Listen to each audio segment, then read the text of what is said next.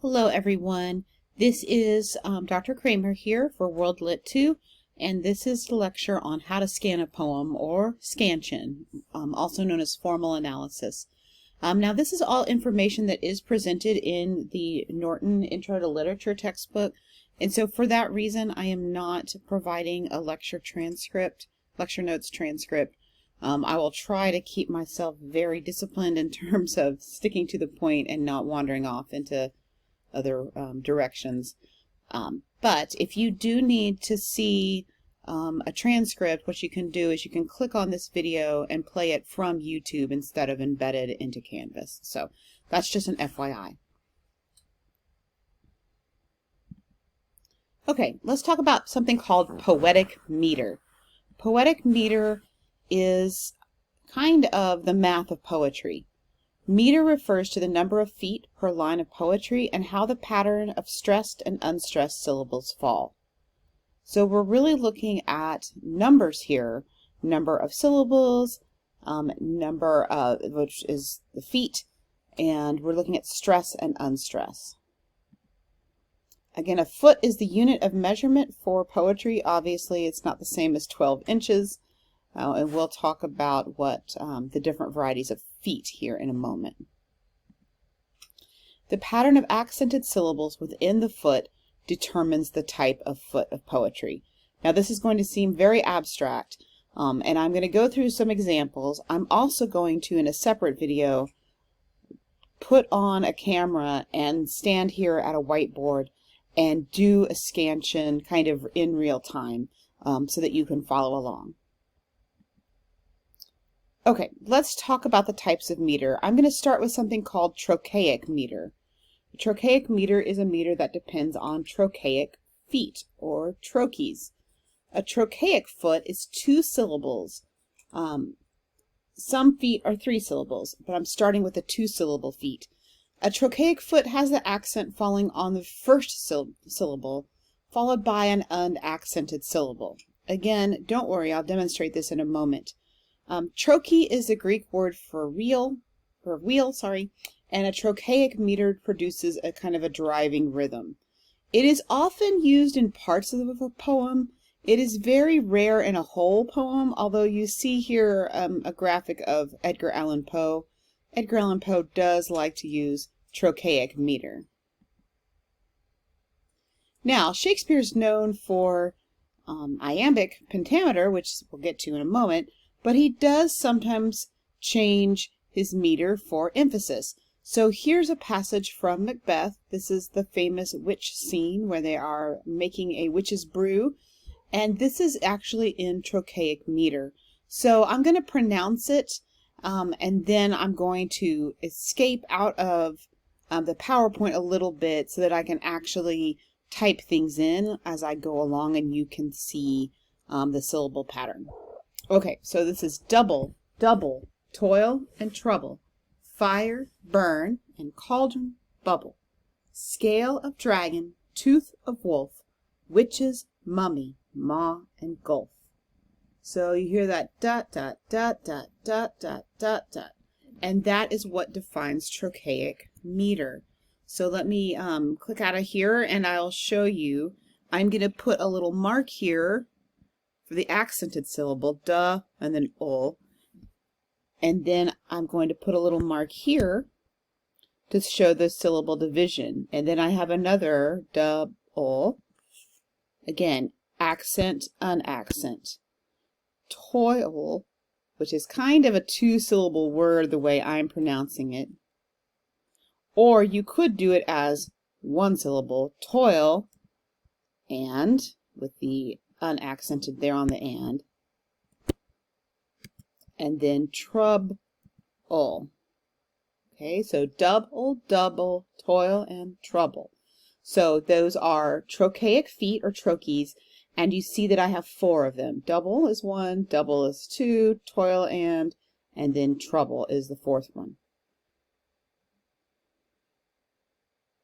Now fire is an interesting word. I pronounce it with 2 syllables, fire, being a native Texan. But let's see what happens here. I am not a native early modern English person, but let's see how Shakespeare might want us to pronounce the word fire by doing the kind of analysis here of the syllables. And so you see how I'm putting like a little apostrophe or an accent mark after the stressed syllable, and you see how the stressed syllable here in these lines is always the first one in the kind of foot. Yeah, so I think fire is supposed to be a two-syllable word in Shakespeare's time. Fire, burn, and cauldron, bubble. So this is following the same pattern as before. It also has 4 feet, just like the pattern before. So it is also following that along. Let's see if that goes with this one too. Scale of dragon. Dragon. Tooth of. Oops, tooth is the accent. Tooth of wolf. There's no other part here. No other syllable. There is actually something that sometimes happens with poetry. Let's see if it keeps going, though, to the next line. Witches, pronounce witch, being the more accented syllable. Mummy, ma, and gulf.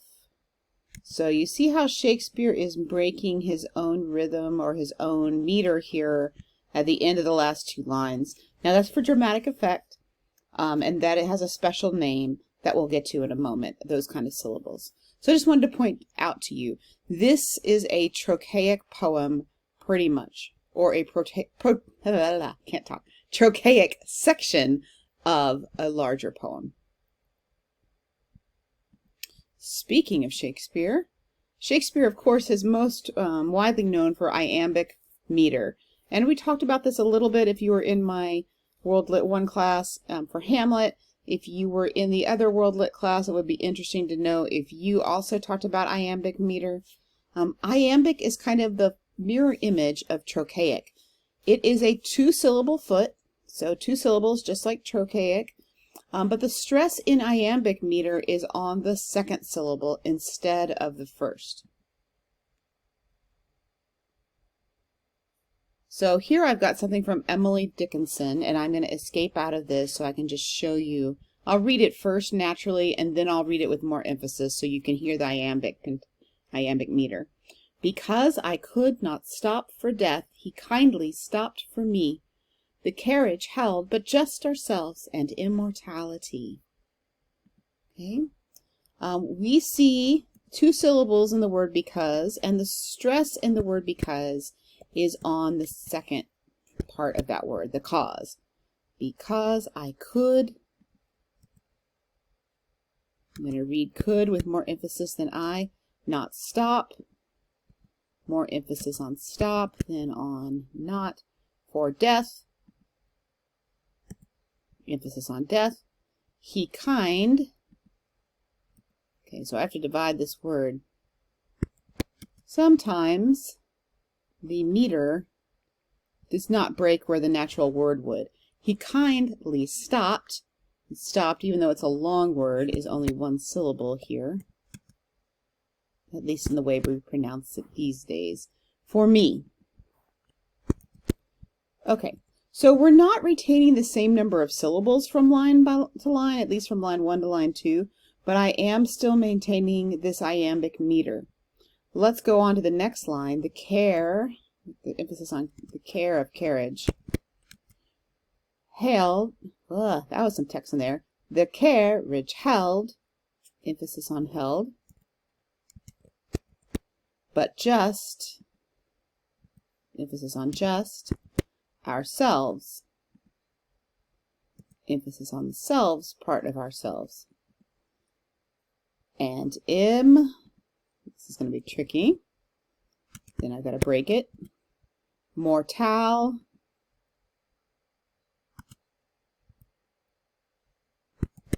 emphasis on the tal part of that word. Ity.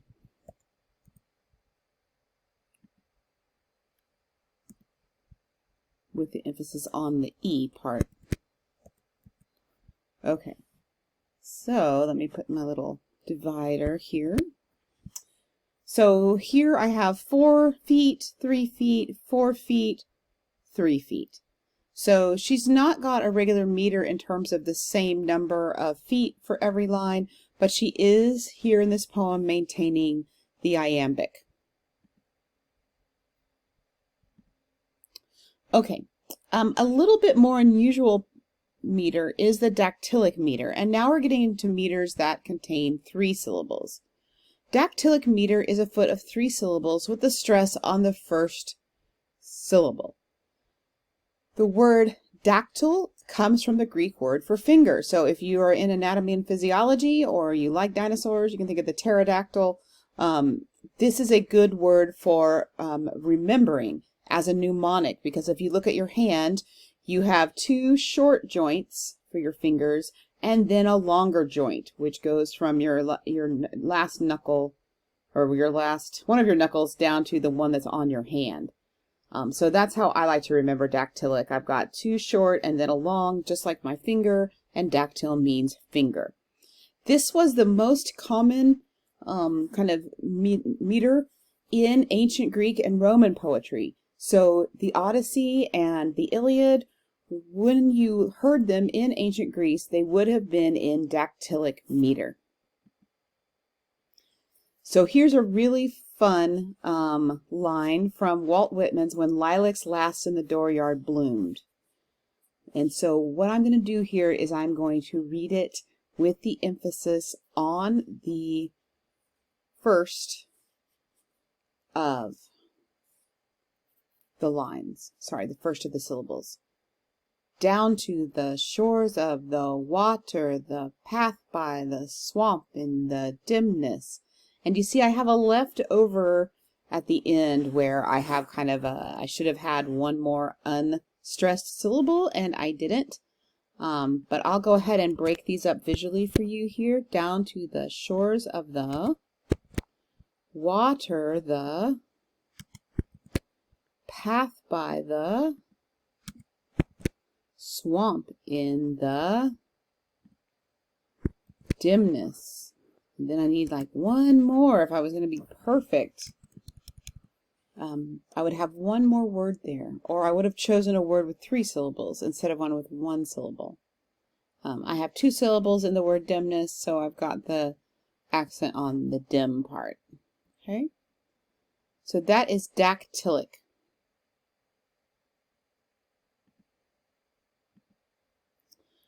All right, one more type of meter is the anapestic. I've got a picture here of Edmund Lear, and I'll tell you why in a minute. Anapestic meter consists of 3 syllable foot. So like dactylic, it has 3 syllables, with the stress being on the last syllable in the foot.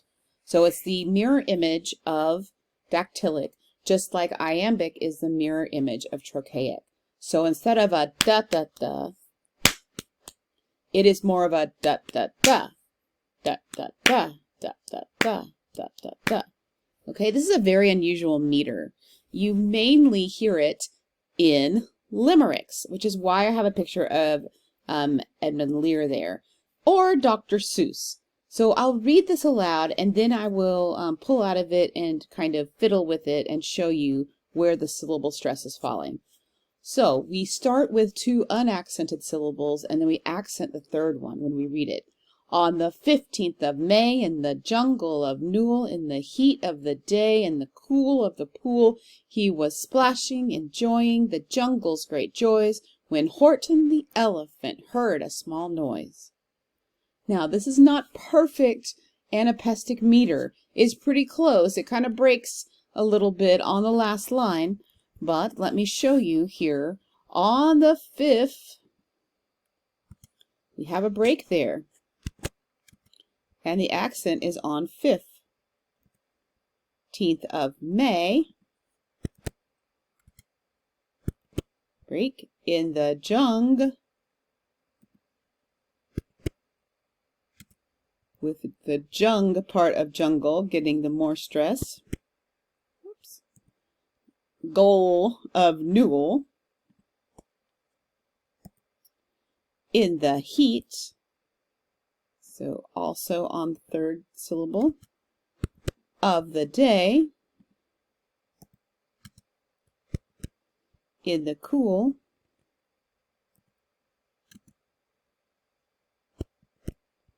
of the pool. I'm not going to do the rest, but you get the picture. Okay, on the 15th of May, in the jungle of Newell, in the heat of the day, in the cool of the pool. So that's got that very anapestic rhythm, the poetic meter. Okay, when you are scanning a poem, you should also determine the number of feet along with the type. So we've been talking about the type of feet: trochaic, iambic, dactylic, and finally anapestic. But you also need to see how many of those sets of feet are there per sentence or line. The most popular type of meter in English is iambic. Okay. So if you're in doubt and have no clue, I would guess iambic, but also I would try not to have a wild guess. Page 1001 in Norton has a list of the vocabulary for feet. Of course, they are also on this slideshow. Okay, let's look at this first 4 lines of Edgar Allan Poe's The Raven, and I'll read it first and kind of show you how it's trochaic meter, and then we'll see how many feet per line. Once upon a midnight dreary, while I pondered weak and weary over many a quaint and curious volume of forgotten lore, while I nodded, nearly napping, suddenly there came a tapping, as of someone gently rapping on my chamber door. Okay, makes me want to go on. Now, The Raven is in your book. If you're just dying to write about it for your first paper, go for it. Okay. So this is trochaic, which means the emphasis is on the first word, or first syllable, sorry, of the foot, and that each foot has 2 syllables. Now, how do I know it's trochaic? I just know. I have studied this poem before, and so that's why in this particular video, I'm not going to go in very slowly and show you how to scan in terms of just starting fresh with a poem. I will do that in a second poem, and that one I'm going to do kind of film myself. You can also come to the Zoom lectures if you'd like to do some with me. Okay, as you can see, I'm going along and I'm showing you the stress pattern. I'm indicating stress with this apostrophe. I never know where exactly to divide with something like a dreary, but there we go. While I... Now, how can you figure out what the stressed and unstressed syllable are? Well, if you have a music background, this might be a little easier because you'll naturally maybe hear the rhythm of the poem. If you don't have a music background, never fear, you can still do this. What you're going to look for is for important words. Usually you're not going to have, especially the first few lines of a poem, a word like a or an or the or of. That will get the stress. So those are always kind of big helpers for us in determining the meter, because often those words are not going to be stressed. All right, I'm almost done with this first line. Weak and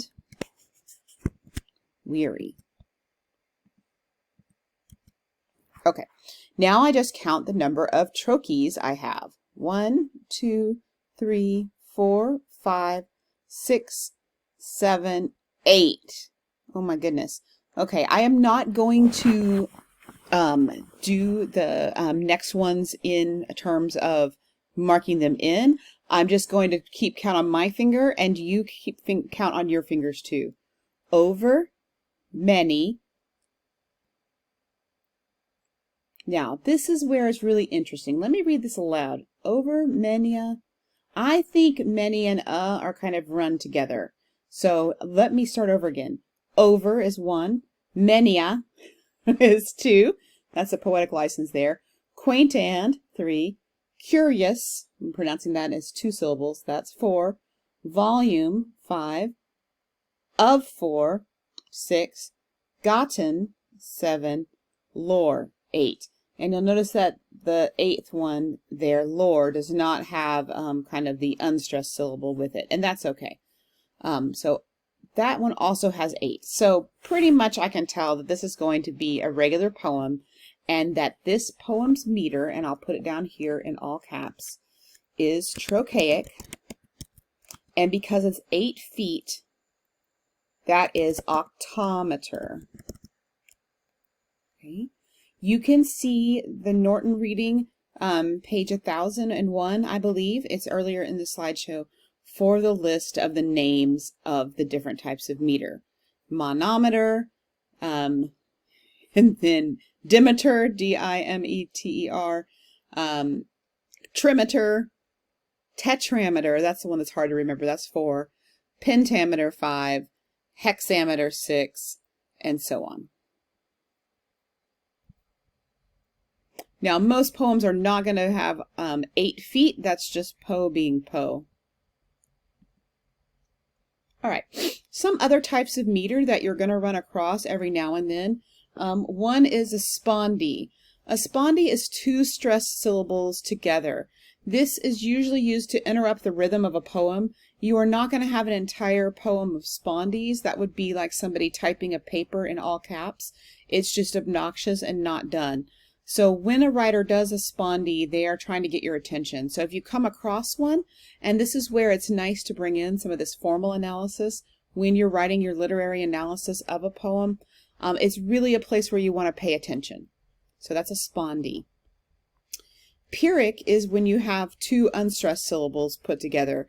Again, this would be an interruption because instead of being overly intense, it would be overly boring to have an entire poem of Pyrrhic meter.